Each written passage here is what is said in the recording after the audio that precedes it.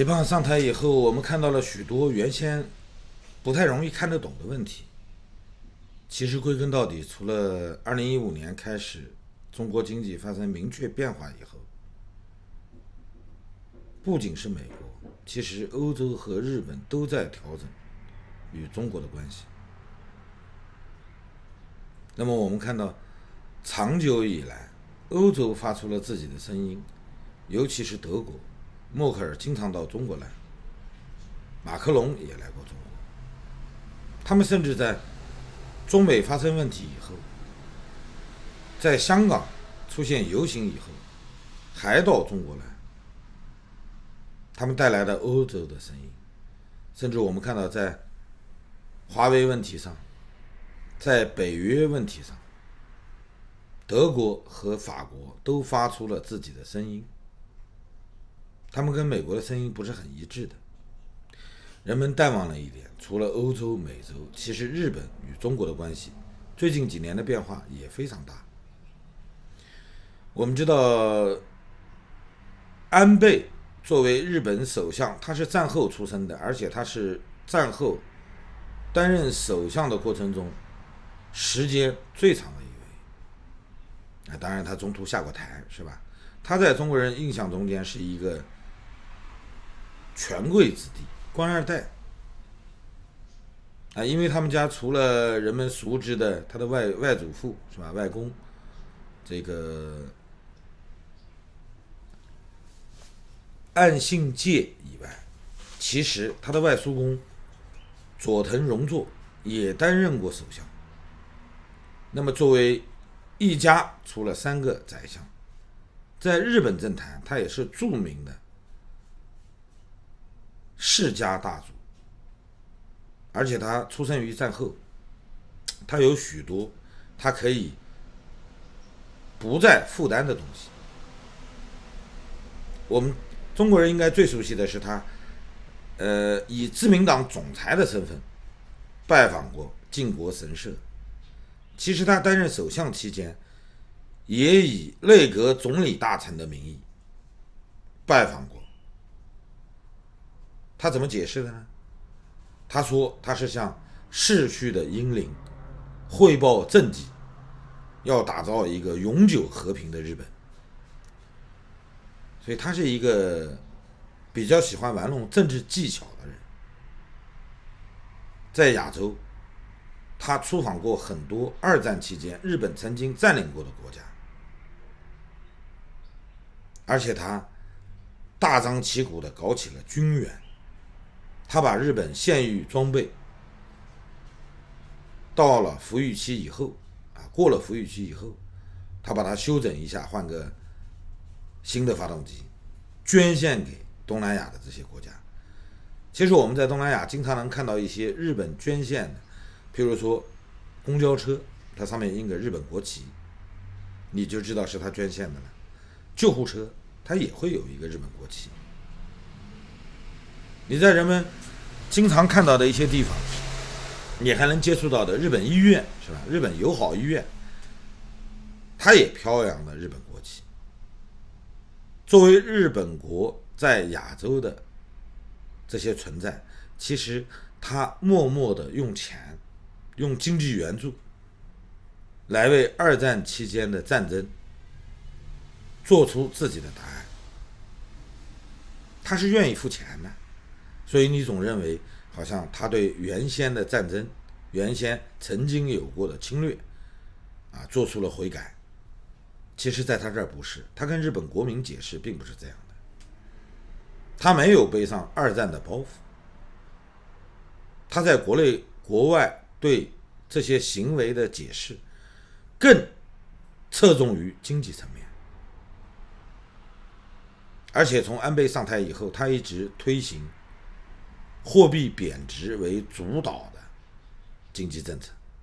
所以人们在李克强经济学之前经常有一个说法叫安倍经济学。安倍在日本曾经有很多政治上跌宕起伏的过程。其实我们知道安倍这个人从他当选议员开始，就逐渐的让人们感觉到他在政治上有很多人曾经帮过他，所以他也还了一些人情。譬如说，他组阁的时候把小泉首相对他曾经的提携，那么转嫁为把小泉的儿子放进内阁。他在日本非常亲民，而且他跟习胖见面的时候，即便中日放了不同的照片，我们看到习胖苦着个脸，侧着脸跟他拉着手，然后不用正眼去看他，但是他不在乎这些屈辱。他在中日交往过程中间做了很多事情，譬如说他主导的撤资，他鼓励日本企业撤离中国，但是他又鼓励日本企业更多的融入中日经济交往。因为我们知道，从这个1989年日本开始收消费税以来，当年从3%增加到5%，后来增加到8%。2015年安倍曾经想把它增加到10%，最后一直拖到2019年10月份，是吧？2个月前刚刚增加了，增加到10%。那消费税增加了以后，内需被遏制了，不仅是外国游客来消费成本会增加，其实本国人民也开始逐渐的约束自己的消费，那么内需就不畅了。因为2018年开始，中美之间的贸易问题导致日本是第一个受损的，或者说日本这个经济体在中日交往的过程中，它给中国提供了很多中国需要的设备，那更多的可能是产品，是吧？白色家电你觉得好像被淘汰了，在日本好像不是主流了，但它给中国提供手机零件这一块始终是一个大项目。2019年开始，华为在日本采购的手机零件，它的价值已经远远超过从美国采购了。2018年下半年开始，像华为这样的公司，因为囤货从日本进口的这些集成电路和手机零件，就已经出现了大量的囤货。否则的话，日本经济的下行更为严重。现在普遍大家认为，欧盟、东盟都已经超过美国，成为中国前2大贸易伙伴，美国降为中国的第3大贸易伙伴了。其实你要注意看一下，日本也在增加，而且日本增加的幅度也不小，今后可能会更大。因为除了安倍访问中国以外，日本的防卫大臣也会访问中国，这是10年来第一次。而且日本政府还邀请了习近平明年开春的时候访问日本。中日之间出现过正冷经热，也出现过正冷经冷，现在又回到了正热经热的这个状态中了。大家觉得很奇怪是吧？那么美国在欧洲压制不住德国的生意，在亚洲压制不住日本和中国的交往，其实不完全是这样。中日之间的交往有中日两国自身的原因，也有一些美国始终在寻求缓慢的脱离中国的这么一个需要。理论上来说，